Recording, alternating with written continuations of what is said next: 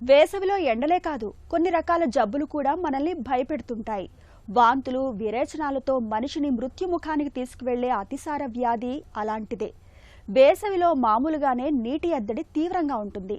ఇలాంటి పరిస్థితుల్లో ఉన్న కొద్దిపాటి నీటి వనరులు కూడా పశుపక్షాదులు జనసమ్మర్దంతో కలుషితమైపోతుంటాయి. ఇలాంటప్పుడు కలుషిత నీటి మూలంగా అతిసార ప్రబలుతూ ప్రజారోగ్యానికి పెను విపత్తులా పరిణమిస్తుంటుంది. ఈ నేపథ్యంలో అతిసారకు ఎలా అడ్డుకట్ట వేయాలో, సురక్షిత తాగునీటి కోసం ఎలాంటి జాగ్రత్తలు తీసుకోవాలో ఇప్పుడు తెలుసుకుందాం.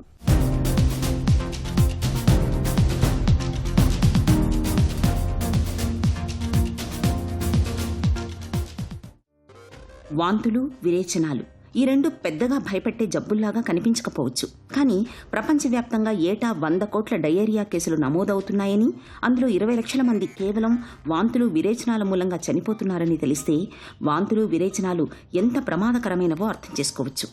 వాంతులు, విరేచనాలు కలగలిసిన జబ్బుని డాక్టర్లు అతిసార వ్యాధి అని కూడా పిలుస్తారు. కలుషిత వ్యర్థాలు, పారిశుద్ధ్యలేమి మూలంగా సాల్మొనెల్లా టైపీ, విబ్రియో కలరా, ఇకోలై, హెపటైటిస్ వంటి వ్యాధికారకాలు తాగునీటిలోకి చేరిపోవడం, ఆ కలుషిత నీటిని తాగడం మూలంగా అతిసార వంటి ప్రాణాంతక విపత్తులు వచ్చి పడుతున్నాయి. ప్రస్తుతము సమ్మర్ సీజన్లో ఉన్నాం.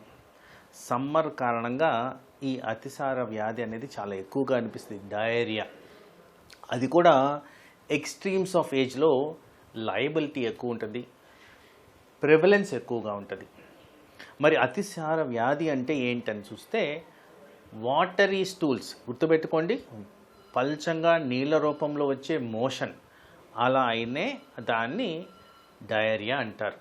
రోజులో 3కి మించి కానీ ఇలాంటి స్టూల్స్ పాస్ అయితే దీన్ని బై డెఫినేషన్ లూజ్ స్టూల్స్ కింద కన్సిడర్ చేస్తారు. సమ్మర్లో ఎందుకు డయేరియా ఎక్కువ ఉంటుంది అని చూస్తే, ఒకటి స్కేర్సిటీ ఆఫ్ వాటర్, 2 సమ్మర్ అనగానే మనందరం కూడా చేసేది చల్లటి పానీయాలు తాగే విధంగా, లేకపోతే ఫ్రూట్స్ తినే విధంగా చూసుకుంటాం.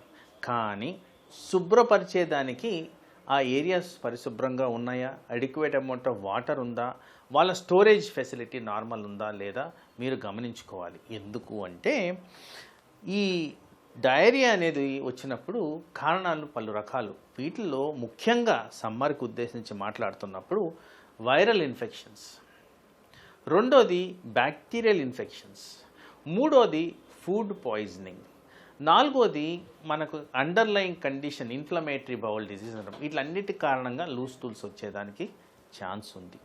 అయితే సమ్మర్ గురించి మాట్లాడుతున్నప్పుడు శుభ్రంగా మనము పరిసరాలు ఉంచుకోకపోవడం, అంటే జనరల్గా అందరూ చేసి శుభ్రపరచడం అంటే నీళ్లతో శుభ్రపరుస్తాం.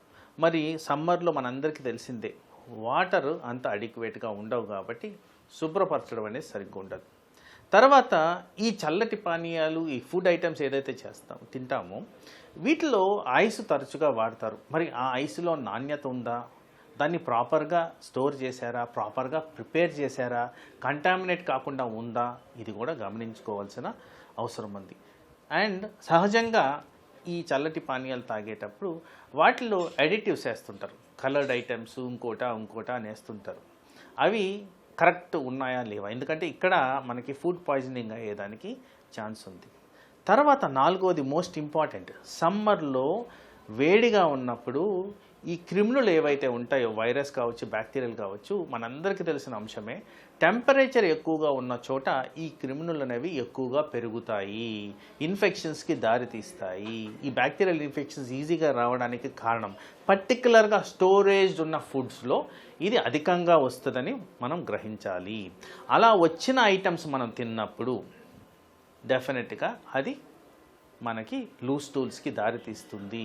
ఈ అతిసార వ్యాధి వచ్చినప్పుడు మనందరం గ్రహించాల్సింది, జనరల్గా మనం గుర్తుపెట్టుకోవాల్సింది కూడా, బయట ఎక్కడో తినొచ్చుంటాం, రాగానే కాస్త కడుపులో ఉబ్బరంగా అనిపించడం, కంఫర్టబుల్గా లేకపోవడం, కాస్త అటు ఇటు తిరగాల్సిన అవసరం ఉండడం, నార్మల్ టైంకి ఫుడ్ తినలేకపోవడం, వామిటింగ్ సెన్సేషన్ ఎక్కువగా ఫీల్ అవ్వడం, కొన్నిసార్లు వాంతులే అవ్వడం, గ్యాస్ ట్రబుల్ లాగా బేవరింపులు రావడం, ఆ బేవరింపులు కాస్త ఫౌల్ స్మెల్లింగ్ అంటే స్మెల్ సరిగ్గా ఉండకపోవడం, అలాగే పొట్ట నొప్పి వచ్చి వెంటనే మోషన్ పోవాల్సిన అవసరం రావడం, మోషన్ పోయొచ్చిన తర్వాత నీరసపడడం, మజిల్ క్రాంప్స్ రావడం, జ్వరంగా ఉండడం, రోజువారీ చర్యలు చేయలేకపోవడం, ఇలాంటివన్నీ కూడా అతిసార వ్యాధి లక్షణాలు. వేసవిలో తీవ్రమైన నీటి ఎద్దడి మూలంగా ఉన్న కొద్దిపాటి నీటి వనరులు కూడా బాగా కలుషితమైపోతుంటాయి.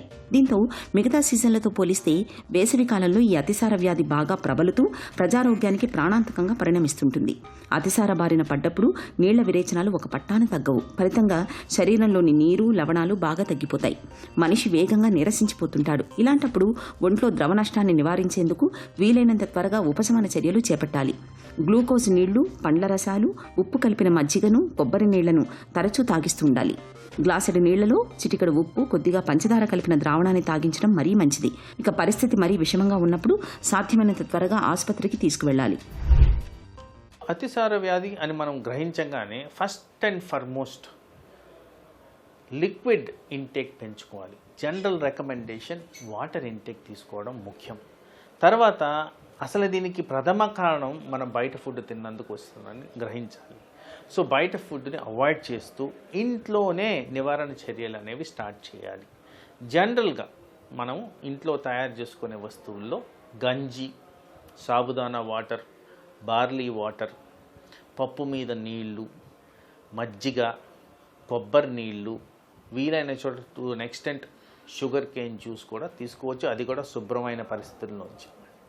ఇలాంటివి తీసుకున్నప్పుడు జనరల్గా హైడ్రేషన్ అనేది పెరుగుద్ది, ఎలక్ట్రోలైట్ లెవెల్స్ అనేవి ఇంప్రూవ్ అవుతాయి. తర్వాత మనందరికీ అవైలబుల్ ఉన్న పౌడర్ ఎలక్ట్రాల్ పౌడర్. మరీ ఎక్కువగా తీవ్రత ఉన్నప్పుడు ఎలక్ట్రాల్ పౌడర్ ఒక గ్లాస్ వాటర్లో కలుపుకొని తీసుకోవడం వల్ల చాలా బెనిఫిషియల్ ఎఫెక్ట్స్ అయితే ఉంటాయి. తర్వాత ముఖ్యంగా మనకి వాంతులు, విరోచనాలు అవుతున్న చోట మన అందరం చేయాల్సిందంటే ఈజీగా జీర్ణమయ్యే వస్తువులు వాడుకోవాలి. ఈజీగా జీర్ణమయ్యే వస్తువులు మనందరికీ తెలిసినట్టు కిచిడి, ఇడ్లీ ఇలాంటివి తిన్నప్పుడు మీకు ఎక్కువగా విరోచనాలు కావు, ఎక్కువగా వామిటింగ్స్ కూడా కావు. ఆ విధంగా మనము న్యాచురల్ పద్ధతుల్లోనే ఈ డైరియల్ ఎపిసోడ్స్ని నివారించుకోవచ్చు. మరి ఇది తీవ్రమైనప్పుడు, తీవ్రం అవడం అంటే ఇన్ని నివారణ చర్యలు తీసుకున్నా కానీ మన కండిషన్ ఇంకా డిట్యూరేషన్గా వెళ్తూ చేత కాకపోవడం, సరిగ్గా కాన్షియస్ లెవెల్స్ మెయింటైన్ కాకపోవడం, యూరిన్ సరిగ్గా రాకపోవడం, బ్లడ్ ప్రెషర్ తగ్గే విధంగా పనిచేయడం, అంటే మనందరి చేతులు కాళ్ళు అన్నీ చల్లబడిపోతుంటాయి. మనందరికీ తెలిసిన విషయం, బీపీ డౌన్ అయితే అలా జరుగుద్ది. మరి అలాంటివి జరిగినప్పుడు మీరు వెంటనే హాస్పిటల్ అటెండ్ అవ్వాల్సిన అవసరం అయితే కంపల్సరీ గ్రహించాలి.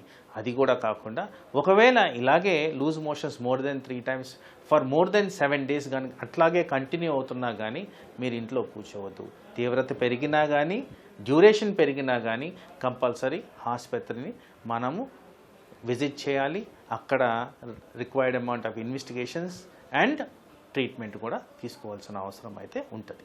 అతిసార వ్యాధిని నివారించుకోవడానికి సామాజికంగా, వ్యక్తిగతంగా పరిశుభ్రతను పాటించడం ఒక్కటే మన ముందున్న పరిష్కారం. కాచి చల్లార్చిన సురక్షితమైన తాగునీటిని మాత్రమే తాగాలి.